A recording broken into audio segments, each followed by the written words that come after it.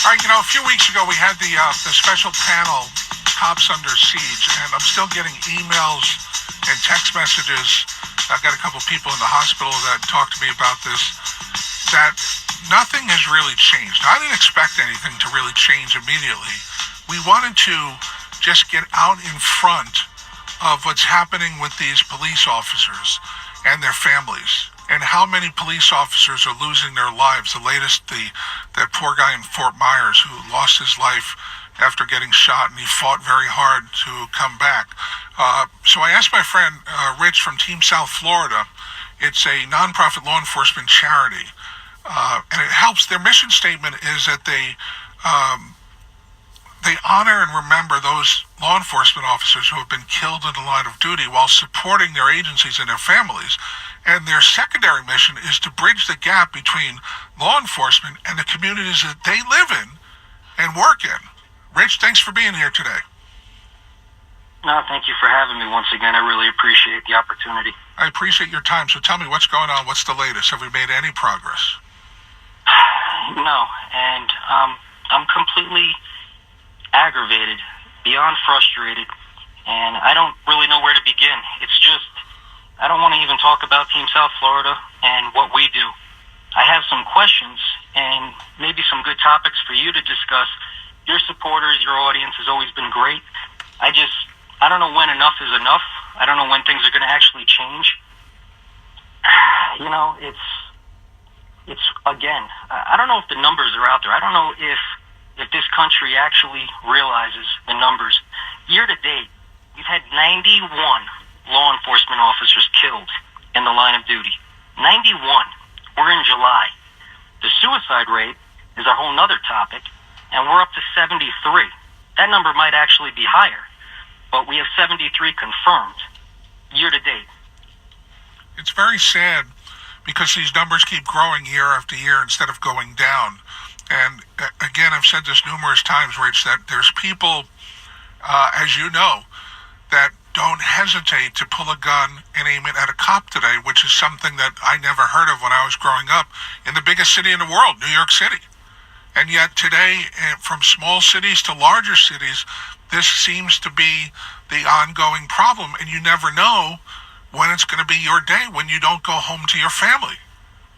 And, sure. I know, as you know, that when you go out in the morning to do your shift, your number one plan is to get back to your family at night. Yeah, you know what, me personally, now I work my shift, and then I go to the gym afterwards, and I train, because these criminals are training and training and training, and we can no longer rely on the criminal justice system to do their job. And that's what has so many of us in law enforcement just completely dissatisfied and frustrated. First off, Florida, in this state alone, the Fort Myers incident, poor, Officer Adam Jobbers Miller, he's the 8th officer in our state to be killed this year. Last year sucked for our organization, and I hate to use the language, so I apologize, but, for our organization last year, it was a rough year for the state of Florida and for law enforcement. We're up to 8. We lead the nation. We lead the country this year with line of duties deaths. The only one behind us, I think, is the federal agencies. If you combine them all, I think they have 6 or 7. And then, New York is right behind that. And with the 6 that they have, I think 5 are the result of 9/11 related illnesses. But what we see is, if it's predictable, it's preventable. Massachusetts, they just had, 2 officers shot in Falmouth. Luckily, they're expected to recover. Weymouth Police Department, they just laid to rest Michael Chesney. He was an officer. They promoted him to sergeant. And the guy that was accused of killing him was out on pretrial probation. He had a drug charge. He was accused of selling cocaine to a minor. He resisted arrest, and it was less than a year later, he's out on the streets on pretrial. Worse than that, I think it was only, a couple of months before that, Yarmouth Police Department, they had Sergeant Gannon with his canine partner. That one made a lot of news headlines. They located a wanted guy that was hiding in a closet, and that guy ended up tragically killing Sergeant Gannon. But he had 111 prior arrests. 111 times this 29-year-old was arrested? Why is he out on the street? How does that even happen? Why isn't he incarcerated? Well, how does that happen? Well, let me give you a hypothetical question that I'm just going to pose. Let's just hypothetically say somebody absconds from supervision and they're on probation for robbery, carjacking, fleeing a law enforcement officer, false imprisonment, simple battery, battery on a law enforcement officer, resisting an officer with violence. At what point would somebody say, if that hypothetical situation was true, would that person deserve to be out on the streets and on probation? Probably. And then let me take that a step further and say that suspect, if this is accurate, if this is true, he's going to be desperate to be on the run. Who's going to contact him? Law enforcement. What's going to happen? He's going to probably flee or fight, and then we're going to wonder, well, what happened? Why was this person on the street? It's an excellent question. I wish more people would ask. Yeah, it's a shame. It really is. But the problem is people don't ask and people just take it for granted. And unfortunately, I think we're in a day and time today where you should not take things for granted because you don't know the whole story. And you don't know who's standing in line next to you in Publix. And that's the scariest part. Well, it's funny you mentioned knowing the whole story. I had the opportunity to go to Dunkin Donuts yesterday, and I turned the news on to Nickelodeon. The employee asked me, really, really nice guy. I take the opportunity to engage in conversations just to show that we're human every time I go out to eat. And I grabbed a cup of coffee, and I was just having conversation, and the employee asked me why I had the black mourning band on my badge. And I said, this year, I might as well not even take the mourning band off because that's how often I'm putting it on. But as you know, we wear the mourning band out of respect when we have a fellow law enforcement officer in our state killed in the line of duty, and then we take it off when they're laid to rest. Well, I have this conversation with this young man about Fort Myers. This guy's working his entire shift at Dunkin Donuts.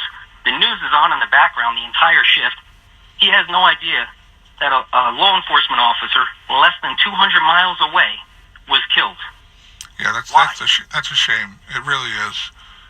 People don't pay attention to the news as much as they used to anymore. And if they do pay attention to the news is not covering these law enforcement line of duty killings the way they once did. Because it's almost like the school shootings, I hate to say, Rich, that we've become numb to these shootings, where it's another school shooting. And within 24 hours, it's not even in the news anymore. And that's exactly it. We were contacted, our organization, from a couple outlets in the Cape Coral area. That's great. It should be on the news. You're talking about it, but why isn't this on the national networks? Why isn't it on the local news? I'm in Palm Beach County, Broward County. I don't see it on any of the news over here, and it's less than 200 miles away from us. And then the other thing, when they do cover it, it gets buried. You're familiar? Go ahead. It gets buried in a news story. Right, and what I was going to say, you're familiar with the Las Vegas vehicle chase where they got into a shootout with the homicide suspect, Yeah. I assume? Yeah, of course. Deputy Chief Andy Walsh was phenomenal. He got posed a question by, maybe I shouldn't even say the network, but it's a network I don't choose to watch often. I'll put it like that. He got posed a question, and they wanted to know what he thought about his officers' actions, if his officers put the community at risk. And I cringed when I heard the question, and then I smiled to hear a leader like him reply with a response that he did. He said, here we are talking about a homicide suspect that shot and killed somebody in broad daylight, engaged in a vehicle chase, returned fire and started shooting at police officers in broad daylight. And we're going to worry about the police officer actions and this criminal, this violent criminal putting how many people at risk after killing somebody. He gets a pass. We're not going to even discuss his actions. It's really a shame. When it is covered, do we talk about the wrong things? I don't know, but yeah, of course, because when it bleeds, it leads. That's how the mainstream media does their news stories in the evening or in the afternoon, whatever it is. What worries me even more is that we're a few weeks away from the school year opening again. And you can tell me your thoughts. I'll tell you mine. I don't think the schools are any safer today than they were before February 14th. What about you? Being close to the incident, it's tough to discuss. I would say, I hate to say this, I agree with you. I think law enforcement realized very quickly some of the good and some of the bad, and what we all need to do. And I know there's been a lot of people that are putting in a lot of effort to improve certain things, but I'm a big believer in what Andy Pollack puts out. He's got a common sense approach. Get rid of the politics. I don't care about Republican, Democrat. I want a common sense party. That's who I would vote for. People that have common sense. But the fact that... One way in, one way out, metal detectors, and people that are ready to do their job. I agree. That's what we need. I agree with you, but we're not getting that for the new school year. And as a matter of fact, they changed the policy on Marjorie Stoneman Douglas, which is shocking to me, that they originally said everybody would have to wear clear backpacks, and now they're saying you don't have to wear clear backpacks. So what kind of message is that sending? I don't know. It's tough for me to even discuss that. There's people that have far more experience and are well above my pay grade with that. I'm just, and I hate to go back and beat a dead horse, but we just put out a release. One of our contributors on our page, they talked about the Blade. It's a newspaper in Ohio. And I hate to do this, but I have to share it because people in the media like you are so good at just being balanced. When it's good, you cover it. When it's bad, you cover it. But you don't put this agenda and this nonsense out there. This news organization in Ohio, they just damn near started a riot because they reported a 16-year-old boy was shot by police with his hands up in the air. His dreams were cut short. Did you hear about this story? Yeah, and the story is not even close to what the media is reporting. No, the 16-year-old boy was actually a 25-year-old man. He was facing the police. He was armed with a firearm. He refused to put the firearm down. Maybe they conveniently left off the little minor details, but I think he had 5 active warrants for his arrest. He had almost 30 prior arrests. He's 25 years old. So, again, my point to Massachusetts, my point to what happened in Florida before, this 25-year-old's been arrested almost 30 times. 30 times, and he's 25. Yeah, when is enough enough? What judge in their right mind says, I got a 25-year-old who's been arrested 26 times. Let me give him probation. Let me give him another chance. Let me let him out early. Let's send him to a counseling class. I don't know. It's frustrating. And you have law enforcement where we're expected to be damn near perfect 100% of the time. We are scrutinized every split second. Even more so today. Every thing we do. Correct. Yeah. And you got agencies that are releasing body camera footage within hours of an incident.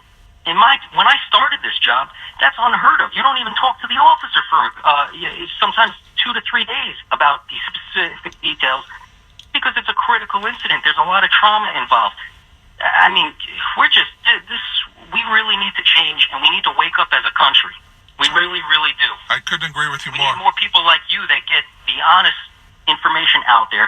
We need people like you that support their law enforcement officers and aren't afraid to show it. And that's why our organization, we are so damn appreciative and thankful for the outpouring of support we get. We just need more of it. Yeah, and maybe we need to, obviously not maybe, but we do need to discuss this at a later date even more. I could hear the frustration in your voice. I don't often hear that in your voice, so obviously it's affecting you. I'm mad. Yeah, no, I'm I got absolutely mad. I got it. I'm going to Fort Myers for a funeral again, to bury one of our brothers. And it's enough. And why are these people out on the streets? When is there going to be questions from the media about holding these judges and these attorneys accountable for these plea deals and reduced sentences and this and that? Something has to change. We have to stop saying enough is enough. We have to actually do something. I agree. Action speaks louder than words. Rich, I appreciate you calling in and opening some eyes, and I know you did open some eyes with the topics you just brought up, and we'll have to talk more about it. I appreciate the opportunity, and I also hope you feel better. I get nervous every time I see you're back in the hospital, so please stay strong. As I do. Thank you. I appreciate it. Thank you. Thanks so much. I mean, it's just, again, it's a topic that is hard to discuss, but there's a guy that's wearing a uniform right now that's working for us here in South Florida, and the way he's so frustrated, imagine all the others that are just as well, the same. We have to support our law enforcement, and that should go without saying.